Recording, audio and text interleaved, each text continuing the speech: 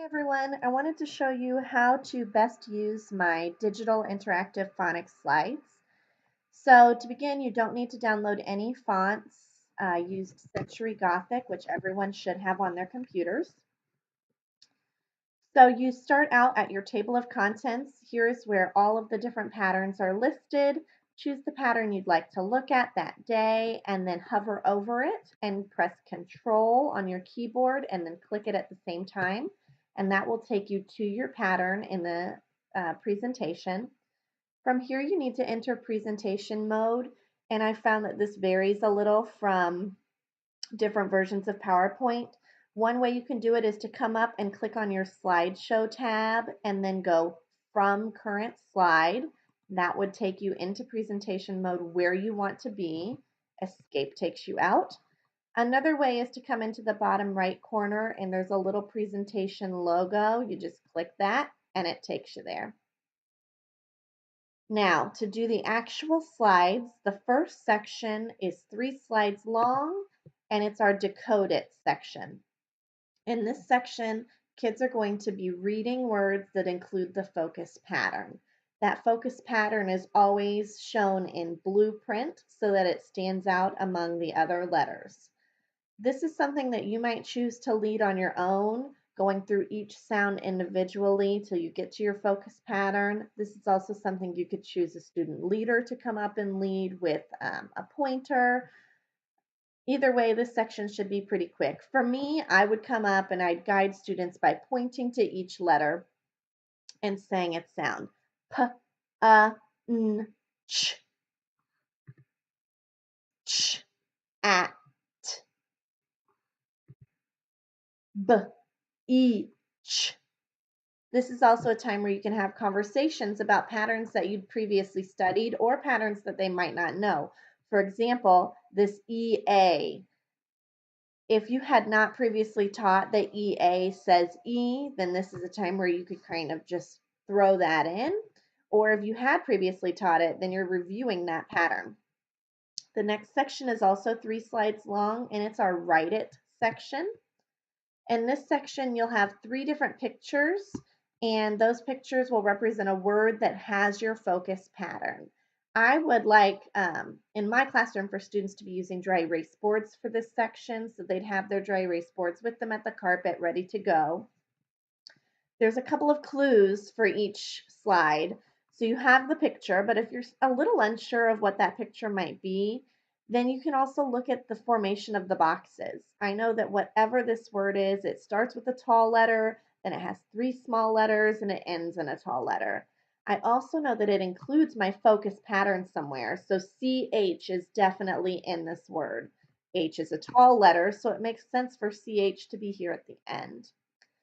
If you, as the teacher, have no idea what the word is supposed to be, I've included a cheat sheet in the zipped file that tells all of the words for the Write It section so that you can guide your students there.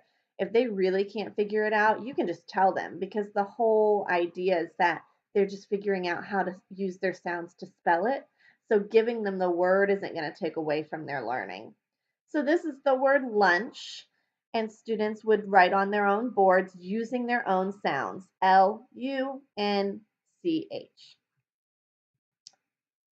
Next we have inch. You'll notice that the word inch fits neatly in these boxes, small, small, small, tall. And then finally we have chip. When students are done writing, they're done with their dry erase boards, so they could cap their markers, put their boards just in front of them. They won't need them again for the rest of this presentation. Our next section is our Sort It section.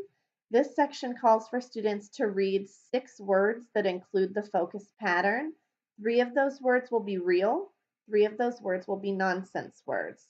You'll start at the top and work your way down. So together with your kids, you're using those sounds to decode the words first. Ch, uz. Now I would have my students use their thumbs to show me if they believe that word is real or nonsense. So thumbs up if it's real, thumbs down if it's nonsense. They've all just voted with their thumbs. They know it's a nonsense word. another click of my mouse or another, pressing the arrow key on my PowerPoint will send that word to the nonsense section. Then you decode your next word, eek, cheek. Kids will vote real or nonsense. I will click the arrow button. It will move it over to the real section. And you would continue through all 6 words on that page. And that wraps up our sort.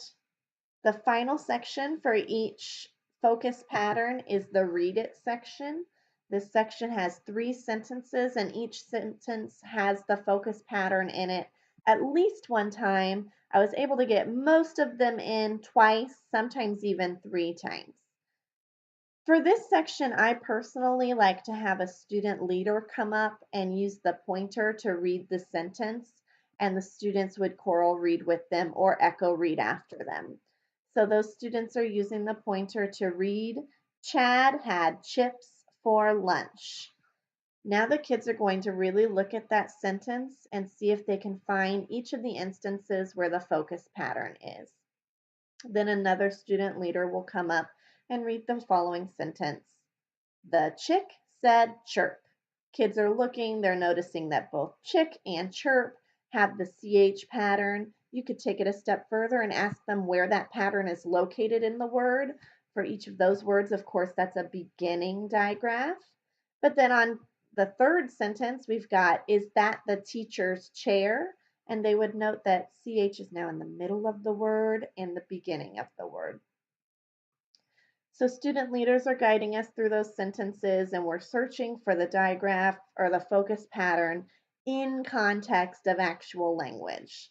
What I like about these slides is that it takes our focus pattern out of context and in context, and it has students developing the pattern for words. So they're practicing each pattern in multiple ways. That's the end of that one. So to exit presentation mode, I just do escape. And if I wanted to do another pattern that day, then I could just go right back up to my table of contents and seek it out.